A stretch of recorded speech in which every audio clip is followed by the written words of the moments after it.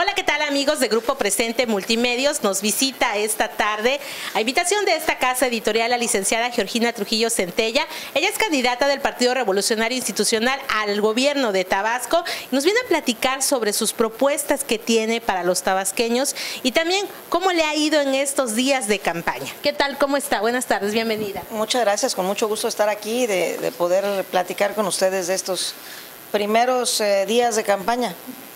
Muy contenta de estar aquí. Muchas gracias por abrirme el espacio. Licenciada, cuéntenos sobre su intención de querer ser gobernadora de Tabasco. Es la única mujer que va a estar en las boletas electorales el 1 de julio. Es correcto, soy la única mujer entre los 6 candidatos al gobierno estatal y es un anhelo, el haber sido candidata ha sido para mí un anhelo desde hace muchísimos años y finalmente en esta tercera ocasión que lo intento, dicen que la tercera es la vencida, finalmente se concreta y mi partido me da la oportunidad de ser la candidata al gobierno del estado. Estoy muy contenta porque afortunadamente hemos visto mucha solidaridad, no solamente de los priistas y de los militantes de mi partido, sino también de muchos ciudadanos que hemos venido saludando a lo largo de los recorridos que hemos venido haciendo y muy motivada por ello. Hemos tenido oportunidad de conversar aquí previo al inicio de campaña, ahora ya estamos en otra etapa. Vimos las intercampañas, el perfil pues poco a poco de cómo iba a enfocar sus propuestas. En el arranque de esta etapa usted hizo un primer acercamiento de 8 grandes ejes sobre los cuales va a girar su propuesta. ¿Nos puede decir estos ejes, por favor? ¿Cómo no? El primero es seguridad para todos, cero impunidad. El segundo es reactivación económica para el empleo. En tercer lugar tenemos salud y bienestar para todos. En cuarto, educación de calidad. En quinto es jóvenes con oportunidades. En sexto, mujeres protegidas e incorporadas al desarrollo. El séptimo es agua y medio ambiente sustentables. Y el octavo es gobierno abierto y transparente. Sí, dentro de estos 8 ejes, también otra de las mecánicas de su campaña es ir ofreciendo semana por semana un desglose de cada uno de ellos. El primero fue el aspecto agropecuario, ¿no es así? Es correcto. En el eje de crecimiento o reactivación económica para el empleo, dividimos la presentación en 2 grandes rubros. El primero, que fue el lunes de la semana pasada, nos abocamos a explicar qué es lo que queremos hacer en materia agropecuaria, porque yo sostengo que uno de los grandes pilares del desarrollo del Estado tiene que ser su riqueza en el sector agropecuario y rescatar la grandeza que Tabasco tuvo en su ganadería, en su plátano, en su cacao, en su copra, en todo lo que los productos que Tabasco de alguna manera se significó por ser un importante productor a nivel nacional y a nivel internacional. Entonces planteamos una serie de alternativas de cómo reactivar el crecimiento en el sector agropecuario, cómo reactivar la ganadería, cómo impulsar la pesca y la acuacultura, cómo fortalecer nuestras plantaciones forestales, cómo generar condiciones para la agroindustria, para que no solamente generemos empleo en las plantaciones, sino que también con la transformación de estos productos básicos podamos generar también empleo en industrias que le den valor agregado. Y luego el segundo bloque dentro de este mismo eje de crecimiento económico, reactivación económica para el empleo, fue el día de este lunes de esta semana, en donde planteamos otros mecanismos para la reactivación económica, en donde hablamos de turismo, hablamos de zonas económicas especiales, hablamos de infraestructura, hablamos de investigación y desarrollo, hablamos del sector energía, como otra parte de los motores que Tabasco tiene que echar a andar para reactivar su economía de manera mucho más activa, mucho más pujante, mucho más agresiva en términos de generación de empleo. Sí, disculpe, también de hecho en este aspecto, alguna vez lo mencionamos, en los años 60, 70, mediados de los 60, antes del boom petrolero, pues el Tabasco, la economía tabasqueña giraba en torno al sector agropecuario y no dependía tanto de esta triangulación de recursos que vienen de la Federación, aunque son recursos que salen del Estado, pero ya el modelo petrolero invirtió la pirámide. La idea es buscar el equilibrio nuevamente, avanzar hacia dónde. Efectivamente, la idea es que nosotros podamos diversificar la matriz económica de Tabasco de tal suerte que no tengamos, si me permiten la expresión coloquial, todos los huevos en la misma canasta, que podamos diversificar esta matriz económica de tal suerte que podamos tener muchos motores del sector económico andando al mismo tiempo. El sector energético, por supuesto, con la parte de gas, con la parte de petróleo, con la parte de energías renovables también, porque es un tema que se soslaya y es también una alternativa de desarrollo económico para el Estado. Pero al mismo tiempo tener funcionando el motor del turismo, el motor de la infraestructura que genera también desarrollo económico, el motor del campo en todas sus vertientes, ganadería, pesca, silvicultura, acuacultura, copra, cacao, plátano, hule, etcétera. Todos los grandes rubros cítricos, por supuesto, que es otro tema en el que Tabasco es muy competitivo, y poder tener muchos motores andando al mismo tiempo de tal suerte que no nos pase lo que pasó ahorita, que como solamente teníamos un motor andando, que era el sector energético, se nos paraliza ese sector y se paraliza totalmente la economía. Aquí de lo que se trata es de que tengamos muchos motores funcionando al mismo tiempo, para que si uno se para, pues podamos seguir andando con los otros motores y ahora sí que el avión no se caiga, el avión siga avanzando. Yo le preguntaría, más allá de las propuestas que usted trae, hoy en día la gente también analiza mucho y también creo que está tomando mucho en cuenta la persona, ¿sí? ¿Nos podría mencionar 5 cualidades de Georgina Trujillo como una candidata al gobierno de Tabasco?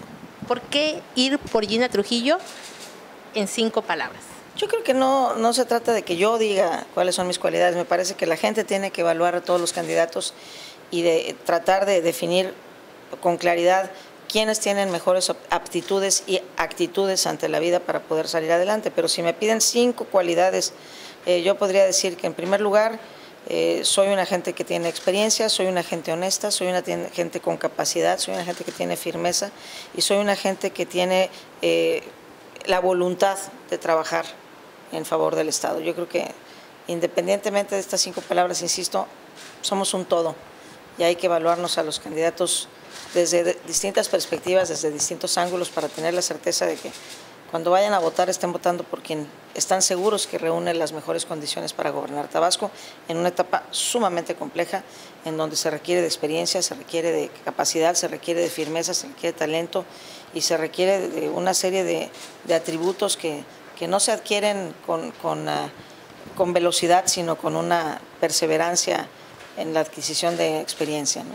Independientemente de las cualidades, también en términos sociales, uno de los grandes retos que tienen los aspirantes a cualquier cargo y los gobernantes es la confianza, ¿sí? Cómo construir, cómo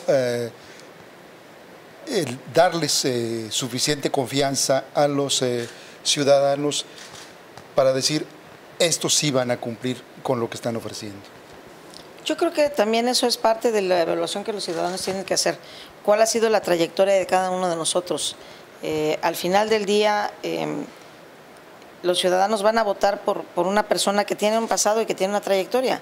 Y en gran medida, la trayectoria de cada uno de nosotros refleja quiénes somos y puede también generar una expectativa de cómo vamos a ser el día de mañana. Entonces, habrá que evaluar quiénes han cumplido en sus encomiendas anteriores, quiénes han terminado sus encomiendas anteriores, quiénes han entregado buenas cuentas, quiénes han salido sin una mancha de estar enredados en líos o en escándalos de corrupción, de desvío de recursos, de cuestiones turbias, y quiénes han tenido una trayectoria que se ha mantenido limpia y que se ha mantenido a la luz de los ciudadanos sin ninguna mancha, ¿no? Es importante que reflexionen sobre eso.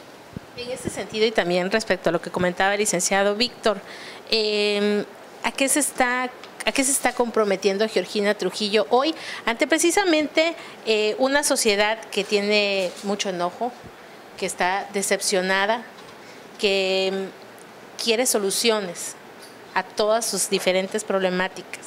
Bueno, yo estoy comprometiéndome a que vamos a hacer un esfuerzo por recuperar la grandeza tabasqueña, lo cual creo, un reto enorme, pero creo también que hay condiciones para hacerlo. Tabasco tiene todo para salir adelante, tiene todo para dejar de estar en esta situación crítica en la que está, de falta de empleo, de inseguridad, de delincuencia, de lo que vivimos cotidianamente, que a muchos los tiene desesperados y tomando decisiones de salirse del Estado, de irse a buscar mejores oportunidades fuera. Yo creo que aquí tenemos todo para salir adelante y para ofrecerle a los tabasqueños opciones que les permitan desarrollarse, que les permitan salir adelante, que les permitan tener una mejor calidad de vida. Y creo que ahí es donde tenemos que enfocarnos, en rescatar todo lo que nos ha permitido durante muchos años ser un estado próspero y que ahorita tenemos que recuperar.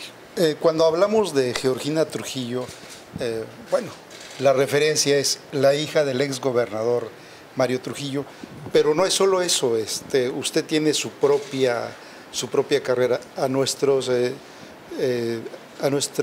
público, podría decirle brevemente qué es lo que ha hecho Georgina Trujillo. ¿Ha estado solamente en la quinta de pequeña? ¿Qué más ha hecho?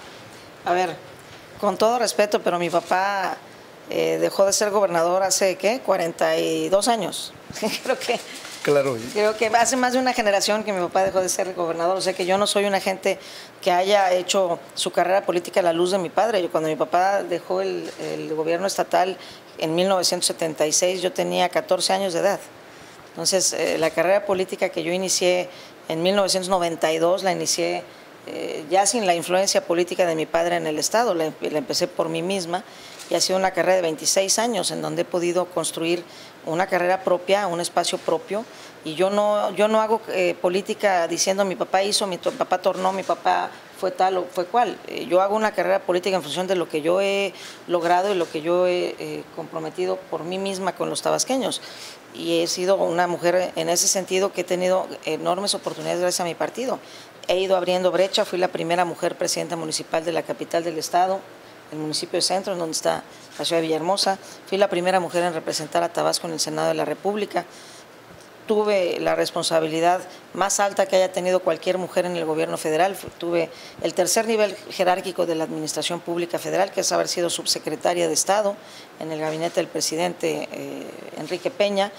He sido funcionaria de los órdenes municipal, estatal, federal, 2 veces delegada federal de la Secretaría de Turismo, del Instituto Nacional de Antropología e Historia, funcionaria del gobierno estatal en la Dirección de Turismo, funcionaria del gobierno federal también en el área turística. En fin, he tenido una trayectoria de 26 años en donde he podido por mí misma forjarme un nombre y hacerme un espacio. ¿Qué tan complejo ha sido para una mujer sobresalir en la política y bueno, también en esta campaña?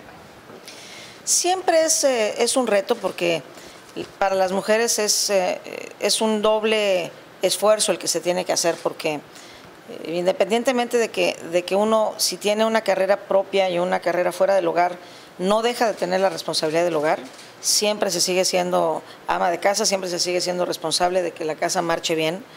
Independientemente de esa tarea, también es difícil porque a las mujeres se nos juzga con mucho mayor dureza que a los hombres. Si una mujer en la administración pública, por ejemplo, comete un error, se nos juzga como torpes, como incapaces a todas. Si un hombre comete un error, fue ese hombre el que cometió el error, pero todos los demás no tienen ese problema. Entonces, nosotros generalizan los errores, con los hombres los excluyen. O sea, es un tema individual de esa persona, pero no juzgan a todos por el error de uno. En este caso no, en este caso cuando una mujer comete un error nos juzgan a todas igual. Son mucho más severos en el juicio del desempeño de las mujeres. Y si me permiten una expresión mucho más atrevida, si un hombre es firme de carácter, es un hombre justamente así, firme, confiable. Si una mujer es firme de carácter, es una vieja histérica. Son mucho más duros, criterios muy machistas, mucho ¿no? más duros en el juicio hacia una mujer que en el juicio hacia un hombre, ¿no? Sí, criterios marcados por el machismo. No sé si por el machismo o simple y sencillamente por una cultura más propicia a ser más benevolentes con evaluación del desempeño de los varones que con el desempeño de las mujeres. Ya no nos metamos en términos personales de si un hombre tiene una novia fuera del matrimonio o si una mujer tiene un novio fuera del matrimonio. Son también juicios mucho más severos a las mujeres, que yo no estoy justificando de ninguna manera, ni que una mujer lo tenga ni que un hombre lo tenga, pero son mucho más benevolentes con el juicio al hombre, en donde tenga un segundo frente que con una mujer que tenga un segundo frente, ¿no? Y son cosas cotidianas, así es, esa es la realidad de la sociedad mexicana, esa es la realidad de la sociedad en la que vivimos, y tenemos que hacer un doble esfuerzo porque las mujeres necesitamos demostrar al triple capacidad para que medio se nos reconozca que hicimos más o menos las cosas bien. Sí, fíjese, en este sentido, usted estaba hablando de los primeros espacios que ha ocupado o en la brecha que ha abierto. Podríamos estar hablando de se insiste mucho en el relevo generacional, que es el tiempo de los jóvenes, etcétera. Pero podríamos estar también pensando en una especie como de relevo de género, digamos, en caso de las responsabilidades a nivel del gobierno estatal. ¿Llegó ya el tiempo de las mujeres? Yo creo que independientemente de que sí me parece que las mujeres en los gobiernos han demostrado una sensibilidad especial para poder tomar decisiones que han sido exitosas, y hay ejemplos de ello en el territorio nacional con mujeres que han sido gobernantes en sus estados y que han entregado buenas cuentas. Ahí está Dulce María Sauri Riancho, está Ivonne Ortega en Yucatán, está Beatriz Paredes en Tlaxcala, Griselda Álvarez en Colima, que fue la que abrió brecha y fue la primera mujer que gobernó un estado en este país. Han demostrado que las mujeres pueden hacerlo bien. De hecho, hoy en día la gobernadora Claudia Pavlovich, que es la única mujer en funciones de gobernadora en este momento, es la segunda mejor evaluada de todos los gobernadores del país, solamente detrás de Rolando Zapata, el gobernador de Yucatán, que casualmente es una gente que se formó a la luz del trabajo de Ivonne Ortega. Fue su secretario general de gobierno, es una gente muy cercana a Ivonne, y él es el primer evaluado, el primer gobernante mejor evaluado, y luego le sigue Claudia Pavlovich. Entonces las mujeres han demostrado que cuando tienen la responsabilidad de gobernar lo saben hacer bien. Y yo creo que hoy en día, más que hablar de un cambio generacional o de un cambio de género, lo que tenemos que evaluar, como yo le decía en un principio, es quiénes somos los que aspiramos a tener un cargo. No se trata de que voy a votar por fulano porque es hombre o voy a votar por perengana porque es mujer. Se trata de votar por la persona que represente las mejores características, el mejor perfil, la mejor capacidad, la idoneidad para desempeñar el cargo para el que se ha postulado, al que aspira. Sí, yo también escuchaba y lo planteaba porque en términos de la campaña que usted está realizando, comenta que ha encontrado una gran afinidad en las mujeres, que cuando va a los hogares, cuando recorre las casas, pues quienes atienden por lo general, cuando usted toca la puerta, pues son las mujeres que están al frente de estos hogares, ¿no? Claro, ciertamente ha habido una solidaridad muy evidente, muy a flor de piel de las mujeres que se emocionan de la posibilidad de que una mujer también llegue a abrir brecha en un espacio de alta responsabilidad como es gobernar un estado, y les hace sentir contentas de esa posibilidad de albergar esa posibilidad de que una mujer encabece por primera vez un gobierno en el estado, a nivel estatal, pues, y que ellas consideran que las mujeres tenemos una sensibilidad distinta y que una mujer gobernadora las va a entender de mejor forma y en consecuencia podrá diseñar políticas públicas que atiendan de mejor manera las necesidades que las mujeres tienen, que evidentemente son distintas las necesidades que la mujer tiene a las necesidades que tiene el hombre. Ahora, yo le preguntaría, ¿qué opina usted de la corrupción? Pues yo creo que es uno de los flagelos más que más les han lastimado a la sociedad mexicana, y me parece que es un tema que nos obliga a ser verdaderamente contundentes en su combate. Yo estoy proponiendo, uno de los ejes que yo comentaba que estoy proponiendo es el de gobierno honesto, abierto y transparente. Evidentemente, en la medida en la que nosotros logremos transparentar todas las decisiones de gobierno, en esa medida también vamos a poder abatir la corrupción. Pero hay que actuar con contundencia cuando se detecta que hay un funcionario que que haya hecho mal uso de los recursos públicos o que haya malversado fondos o que haya incurrido en un acto de corrupción. Hay que actuar con total contundencia para que quede un ejemplo de que se castiga la corrupción, de que no hay impunidad y de que en mi gobierno quien la hace la paga. Y ahí en esa medida vamos a poder ir sentando bases para que cunda el ejemplo positivo y no el ejemplo negativo en donde la gente roba y no pasa nada. Y eso es lo que ha de alguna manera generado que se incremente considerablemente este fenómeno de la corrupción, que insisto, es un flagelo que mucho daño le ha hecho a la sociedad tabasqueña. Sí, y también cuando se habla de corrupción, por lo general se habla pues del desvío de recursos, pero como usted también ha mencionado, el tema de la eficacia de los resultados, también los malos resultados o no cuidar los resultados tiene que ver con una especie de corrupción en el acto, ¿no? Pues es negligencia, y la negligencia al final del día pues también tiene costos, tiene costos y también tiene repercusiones muy negativas.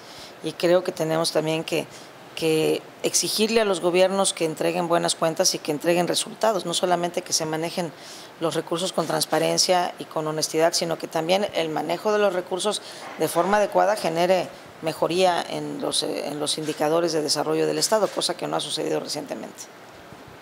Ok, Sí. hace rato mencionó una palabra que me llamó mucho la atención, ¿no? El que la haga, que la pague, ¿no? O el que así más o menos va, ¿no? El que la hace la paga. El que la hace la paga. ¿Veremos un gobierno firme en Georgina Trujillo, con rigor? Sin lugar a dudas. Yo creo que Tabasco lo que necesita es orden. Me parece que necesitamos poner orden en la casa para que las cosas empiecen a funcionar bien. Tenemos todo para salir adelante, tenemos recursos naturales, tenemos capital humano, tenemos posición geográfica, tenemos todo para poder nuevamente retomar una senda de progreso y de bienestar para la sociedad tabasqueña, pero tenemos que hacerlo con orden, tenemos que definir perfectamente cuál es la ruta, tomar decisiones contundentes en ese sentido y echar a andar los motores que necesitamos echar a andar con claridad de propósito y con total firmeza. Por eso, de alguna manera, el lema de mi campaña es que con capacidad y firmeza vamos a recuperar nuestra grandeza, la grandeza tabasqueña que durante tanto tiempo nos hizo sentirnos muy orgullosos de ser tabasqueños y que ahorita desafortunadamente somos noticia no por lo bueno que aquí se hace, no por lo bueno que aquí se produce, sino por las notas que damos a nivel nacional e internacional de una sociedad que está verdaderamente perdiendo su cohesión y su integración social.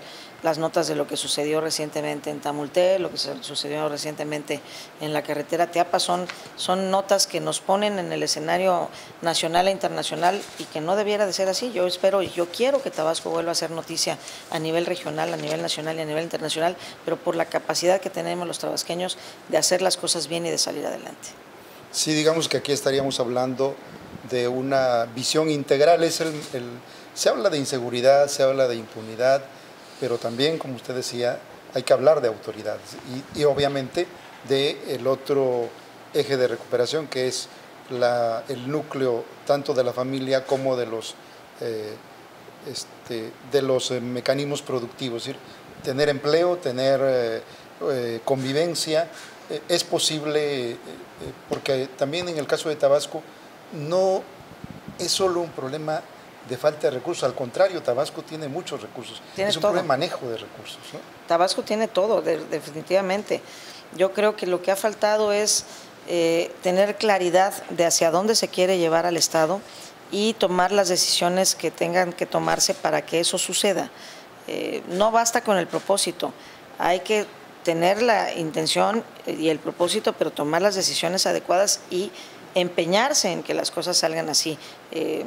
Tomar acción y realmente mover las cosas en esa dirección, porque las cosas no se mueven solas, hay que moverlas y hay que hacer camino al andar y hay que echar a andar los motores y hay que encenderlos y hay que generar condiciones para que otros motores se puedan encender y que todos nos ayuden a dirigir la nave hacia donde queremos llevarla. Y yo creo que es un proceso en donde ha faltado claridad de rumbo y ha faltado también convocatoria a la sociedad. Es un esfuerzo que tiene que hacerse de manera colectiva.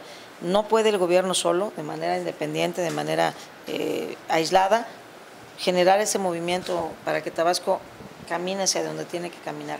Tiene que ser un esfuerzo colectivo en donde se involucre la sociedad y en donde el gobierno, los ciudadanos, la sociedad en su conjunto, las familias, generando mejor educación en valores para los hijos, los empresarios generando mejores opciones de inversión y de empleo para los tabasqueños, los trabajadores poniendo su granito de arena para ello.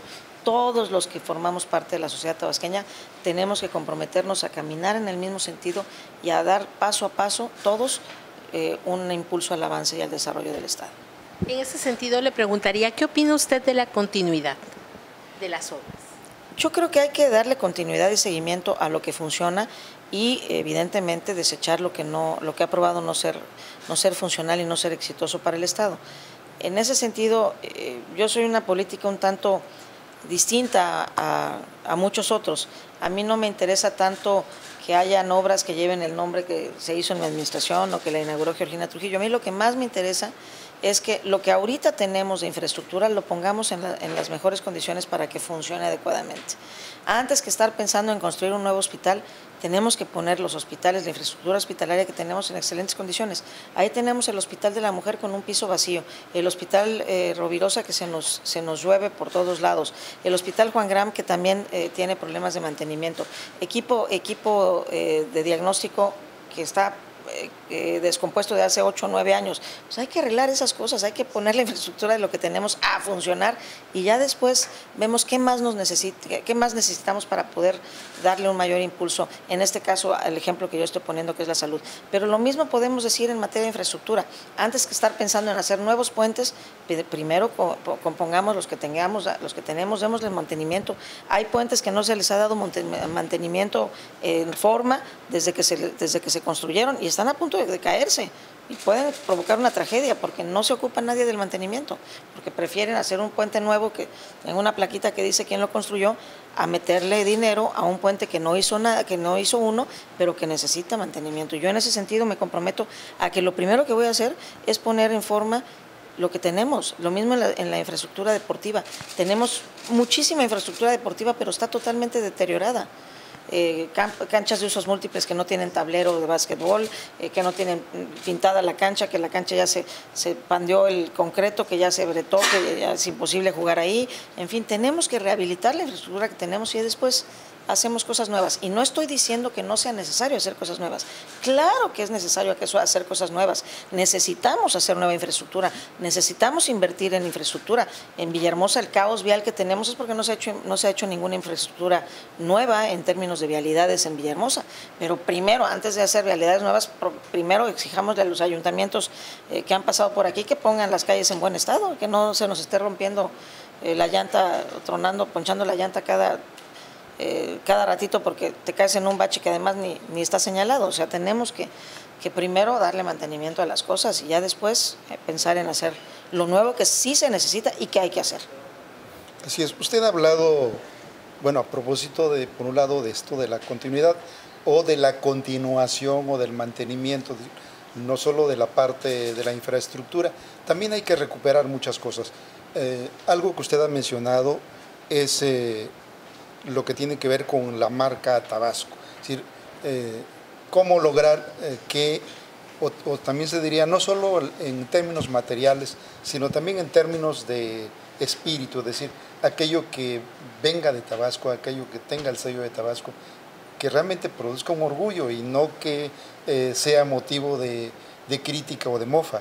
Efectivamente, yo he estado estableciendo que tengo el propósito de que podamos crear la marca Tabasco para que los productos que aquí se produzcan, si llevan esa insignia, si llevan esa marca Tabasco, sean para el consumidor o sean para el comprador, una garantía de que es un producto de la más alta calidad, que tiene los mejores estándares de sanidad, los mejores estándares de inocuidad y que le dé evidentemente eso un valor adicional, un plus al producto. Pensando por ejemplo en el ostión. El ostión que nosotros tenemos, como no está certificada la procedencia en función de las aguas donde se produce, y no podemos certificar que es un ostión que está producido en aguas totalmente limpias de contaminación, totalmente limpias de parásito y demás, no se puede vender con un precio accesible al natural, se tiene que vender envasado y eso, bueno, pues es un precio totalmente diferente. Si nosotros logramos certificar que el agua donde se produjo ese ostión es un agua limpia, es un agua que está certificada con la calidad H y que garantizamos que ese producto tiene absolutamente cuidado de del proceso de calidad, que reúne los más altos estándares de inocuidad, pues evidentemente vamos a poder desplazar en el mercado nacional e internacional ese ostión a un mejor precio, a que te lo compren ahí en el mercado de quinta porque no saben qué procedencia tiene en términos de la sanidad del producto. Y lo mismo podemos hablar de la carne, y lo mismo podemos hablar del cacao, de la copra y de cualquier otro producto, de la madera que aquí se produce, de muchos otros temas que podríamos con la marca Tabasco generar mejores condiciones para el desplazamiento de esos productos en el mercado nacional y en el mercado internacional. Sí, también yo creo que tendría que aplicarse a otros aspectos, por ejemplo, al aspecto de la educación, es decir, en donde ya no sigamos hablando que Tabasco se encuentra en el número 28, 30, 31 en calidad educativa, sino que también pudiera ser como que un distintivo, ¿no? Ese sería el propósito. En todos sentidos, Víctor. Por eso yo hablo de que tenemos que recuperar la grandeza tabasqueña. Tabasco es un estado que tiene todo y que durante muchos años fue un referente de los mejores estándares de calidad en términos del servicio de educación, de los servicios públicos de educación, de los servicios públicos de salud, de la infraestructura carretera. Nosotros teníamos un índice de kilómetro por habitante semejante al que tenían países desarrollados como Francia, en términos de la medición de kilómetros lineales de carretera por habitante, por 100,000 habitantes. Teníamos un índice de un país desarrollado como Francia. Y ahorita, bueno, evidentemente ya no tenemos esa condición, no nos podemos equiparar con ese nivel de desarrollo. Y las pocas carreteras, y las carreteras que tenemos, muy pocas están en óptimas condiciones, la gran mayoría están muy deterioradas. Entonces, hemos desafortunadamente, en vez de seguir avanzando y partir de que cada sexenio se ponga un peldaño más en el desarrollo y un peldaño más en el desarrollo, desafortunadamente en los últimos años Tabasco ha venido en un deterioro permanente y estamos a punto de tocar fondo. Tabasco ya no aguanta 6 años más de este deterioro y de una falta de sacudida, que digan, a ver, señores, vamos a poner la casa en orden, necesitamos definir qué es lo que vamos a hacer, hacia dónde vamos a ir y caminar todos en ese sentido. Tabasco necesita ahorita una buena zamarreada de poner orden en la casa. Sí, que de hecho la crisis en el mercado petrolero, la crisis en mercado en general, ha hecho que esta sacudida ya se esté sintiendo, ¿no? Digo, hay una especie de sacudida económica, financiera y social para el Estado.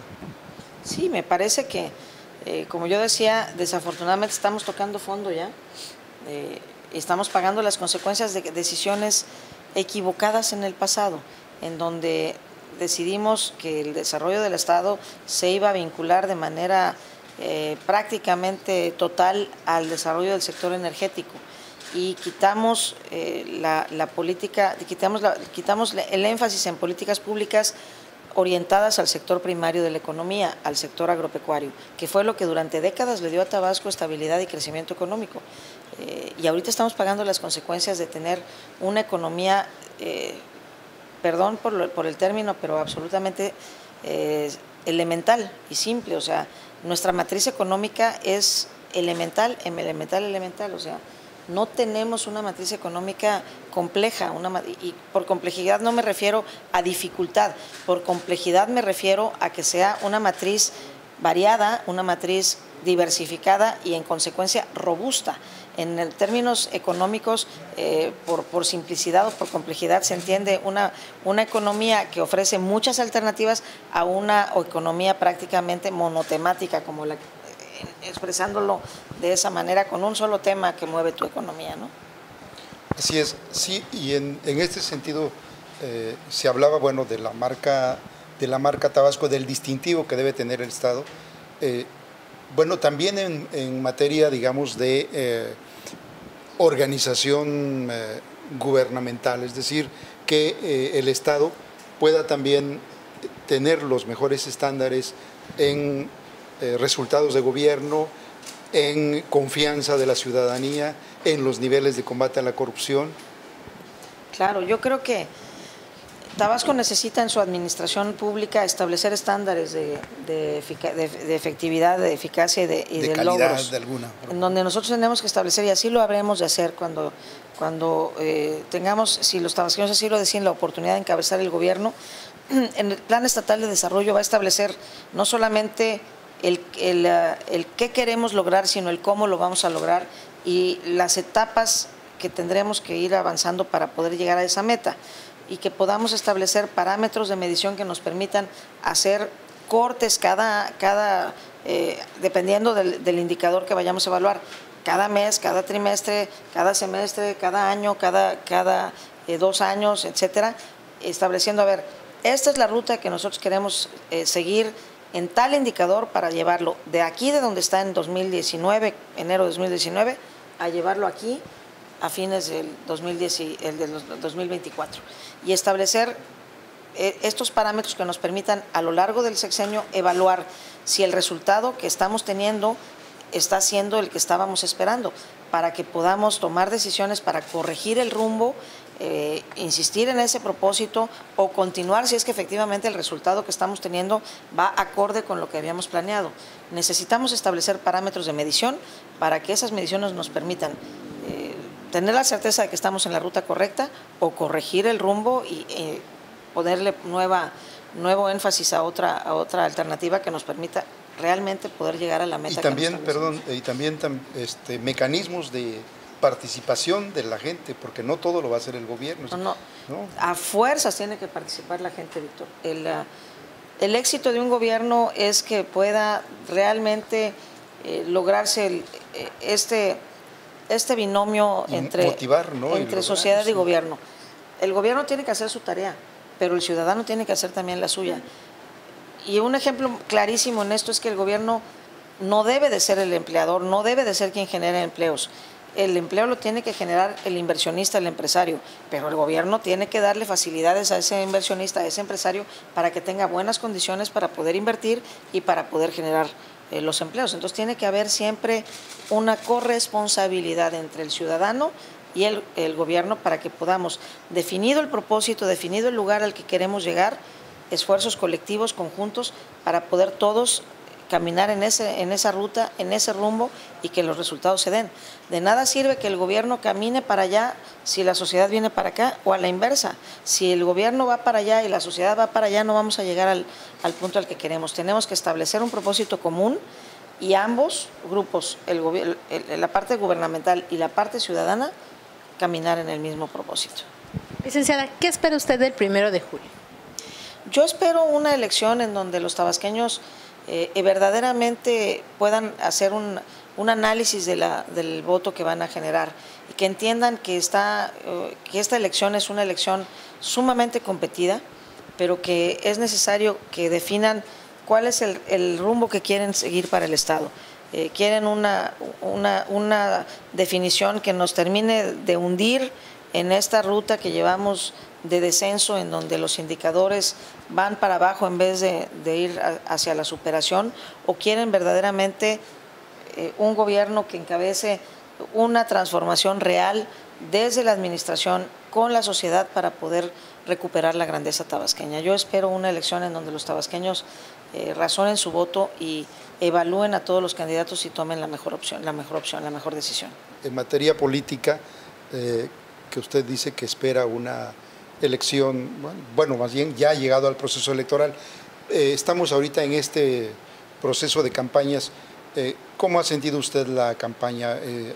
¿Hay ánimo de participar? ¿Hay un desánimo de la gente? Se habla mucho del hartazgo. Antes se puso de moda también la palabra de los indignados. Entonces va viendo etapas, pero realmente ¿qué es lo que tenemos? Porque quizá lo más complejo, lo más preocupante en una sociedad es cuando ya no hay esperanza, ¿no? Cuando la gente ya no ve posibilidades de apostarle a alguna opción en el futuro. Ciertamente hay un segmento de la población que está totalmente desesperanzado, que piensan que no hay manera de que esto cambie y que las cosas van a seguir de igual o peor. Sí hay un segmento de la población que está en esa posición, y a esos ciudadanos tabasqueños yo les digo que no es cierto, que Tabasco tiene todo para salir adelante, que esta etapa de crisis en la que estamos inmersos no tiene por qué permanecer y no tiene por qué agravarse. Si hacemos lo que tenemos que hacer, podemos salir del hoyo y podemos caminar para adelante. Pero ciertamente sí encuentras de todo en la sociedad. Encuentras estos indignados, estos que ya no tienen esperanza, y también encuentras gente que dice, no, sí podemos salir adelante, los tabasqueños somos luchones y somos gente de bien y sabemos trabajar y podemos salir adelante. Y te encuentras gente que te echa buena vibra y que te dice, sígale y usted puede y confío en usted.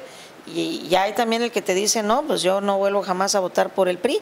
Y yo les digo, bueno, pues al final del día a lo mejor no votan por el PRI, pero de que para el gobierno del Estado van a votar por un priista, van a votar por un priista, porque los 6 candidatos vienen del PRI. Entonces, a lo mejor no votan por el emblema del PRI, pero por un priista van a votar.